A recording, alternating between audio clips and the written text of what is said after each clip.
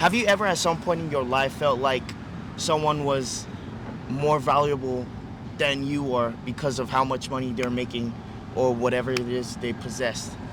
Yeah, for sure. I think it's part of our human experience, and I think it's like an innate part. And I don't know. I think I have a unique perspective on it, but probably a lot of people have similar thoughts in a way that we money is separate of ourselves. Yeah. Assets are separate of ourselves, and we're like born into a spirit and a fated journey. And that's what I choose to believe. I believe deeply in God and a journey that's fated for me. And so while these things are blessings to me, I choose to prioritize faith over assets because that's more valuable. God is more valuable to me because I know God will deliver something that's greater in His will to me. Yeah, that makes sense. Thank you for sharing that.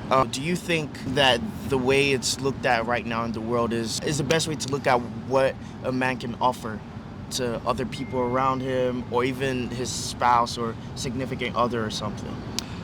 Yeah, no, I think the biggest thing that anyone, a man or a woman, has to offer is their heart and compassion. And I think the opposite of compassion is passion. Yeah. And it's like our passion brings us assets, our compassion brings us love and like closer to that. People will argue though that love can take me to Dubai, love can buy me a shoe from Gucci. Like if one man can give me all of that, the other one who just has love and passion can give me all of that. So it's like, where's the problem right there? Assets can be temptation. Yeah. And I think that's what drives a lot of people into their insecurity of not having enough with where they're at now. I mean, a lot of insecure women will seek out a man with assets. Yeah. Whereas if you have faith and you pursue faith and you pursue people over those assets and those things that a lot of people from the outside value, and like I think it's like an ego versus spirit competition in a way, and it's like an individual journey versus where am I getting my validation from myself or from without myself?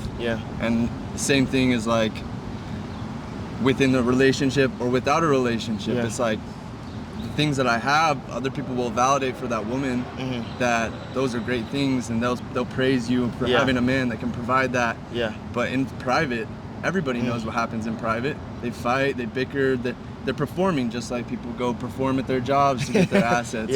You don't think it should matter what a man owns to determine, his value and stuff, like the questions? No. Again, it's just leading with faith. Over the fear of not having enough. Will deliver assets that are far greater, maybe not in the sense that we control them. But I got like a tattoo that says right on time. It's like in divine timing, God will deliver wisdom, love, joy, positive emotions that make you feel good. Where assets is an illusion of feeling good. Do you have a son? No, I don't. Do you have a husband, boyfriend? I don't. Nobody? Okay, all right. I got Laura, a friend. Hey, Laura. How important do you think a man's assets are in terms of defining his worth or his value? What do you mean by assets? Like his money, his house, whatever, cars, like things so he owns. Like material objects. Material things. They say a high value man is someone who has X businesses, has X amount of money in his account, knows Who's saying that? It's like a whole thing trending on social media now, and just young people putting a lot of pressure on themselves. Like, man, if only I had $5 million right now, I could get the girl I want, I could get the house, I could get them. Then I'm a man. Like, people will respect me, and I'm not making $50,000 a year. How important is that kind of lifestyle to the value of a man? No, I don't think it defines him at all. I don't know. It's hard to answer. Like, there are things that I value in men or in people in general. Like, for example, I think curiosity is like one of the most important things. So like curiosity in someone else, curiosity about yourself, curiosity about the world, that has nothing to do with how much money you have. So I think in that sense, I would say no, it doesn't contribute to anything about if you're a man. But at the same time, I don't know, we have these gendered notions of like what a man is. And I think like when it comes down to romantic relationships, which you're not asking about, I think unfortunately, a lot of people, and probably myself included, a lot of people do kind of look at, okay, you know, do you have a good job? Are you making money? Are you financially responsible?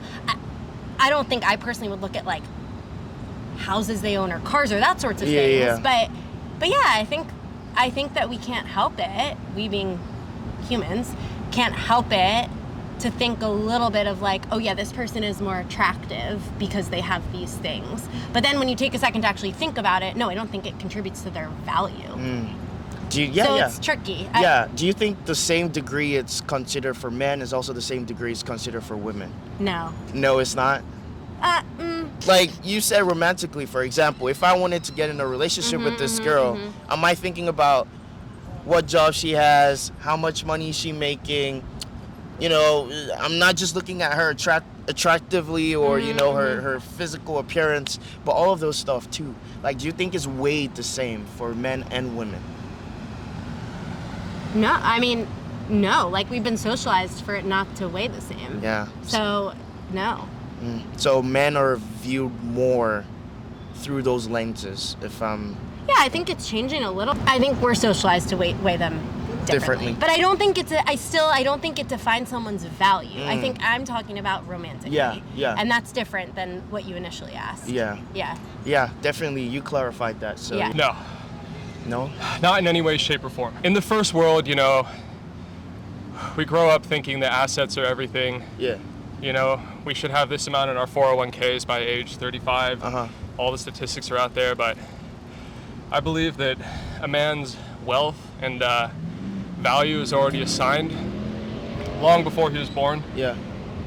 By the Lord, by Christ. And so, you know, a man who might be starving in another country, you know, if he's in Christ, you know, his value is already determined. He's worth as much as I am. Yeah, I appreciate that, that perspective. But in present day, though, what is being preached on social media? A high-value man, which often... And going after a high-value woman as well. Exactly. It's not preached on social media.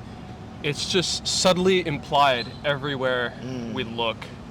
And so, you know, it's easy to think so. You know, everyone goes to school.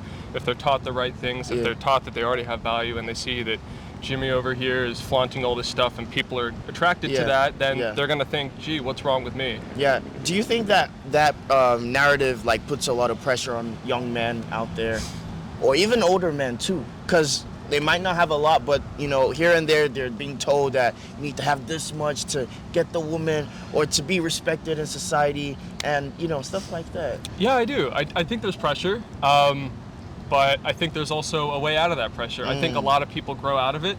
I think it's easy to get into in your young 20s, you know, like, all right, I need to sleep with X amount of women, I need to make X amount per month, and then I need to have X clothes on and do all this, and, you know, like, I think it puts a lot of pressure if that's the way you're thinking. What is the way out? The way out is,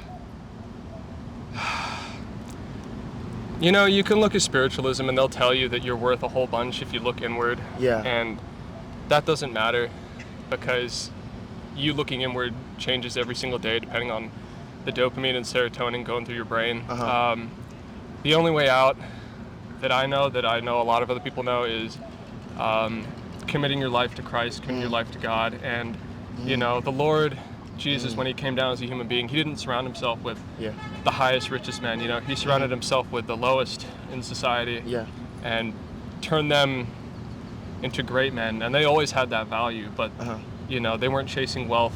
They were chasing truth, and they found truth. And I think it's the only way out, man.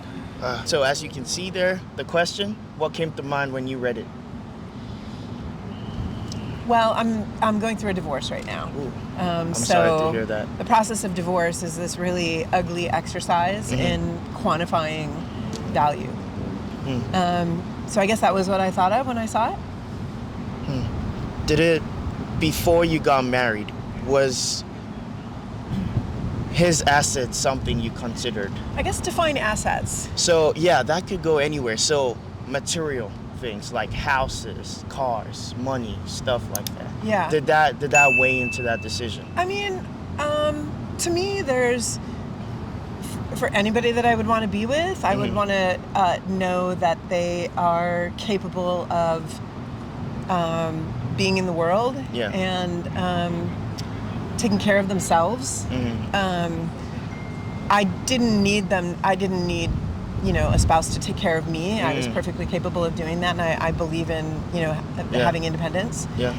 So I would say that, no, I wouldn't say that the value is in the assets. I would say that the value, that there is a value definitely in having a partner that brings... all of those things. Yeah, that they're independent and I'm independent. We come together and, we combine. Yeah. What's your advice to young people that often have that mindset? Even women too, who are like, well, the person I want to be with has to have this and this and this. Yeah, that's a complicated answer because because you're talking about individuals in a system. Yeah. And different individuals have different levels of difficulty in the system, and you're Black, so you know what I'm talking about. Yeah. There's, generational wealth, which plays heavily on how difficult it is for one person versus another person to be able to exist in the system and do well in that system. So it's really easy for somebody who has it easy in that system to say that assets don't matter. Okay? Interesting. But for somebody who has a lot more difficulty in that system, assets matter because it's the difference between struggling in life and not struggling in life. So there's no real easy answer to that question. That said, you want to find a partner who works smart, works hard, isn't a narcissist. Has good values. For me, integrity is really, really important. Having a good grounding in a personal morality, like whatever that is, whatever that means for you, that's really important to me. Being with somebody that you can trust, that you're going to go through life together and you're going to be like a partner with that person, that's very important to me. And then I would say also that if you marry for money or you partner for money, you are going to end up paying for it somehow, some way. Thank you so much.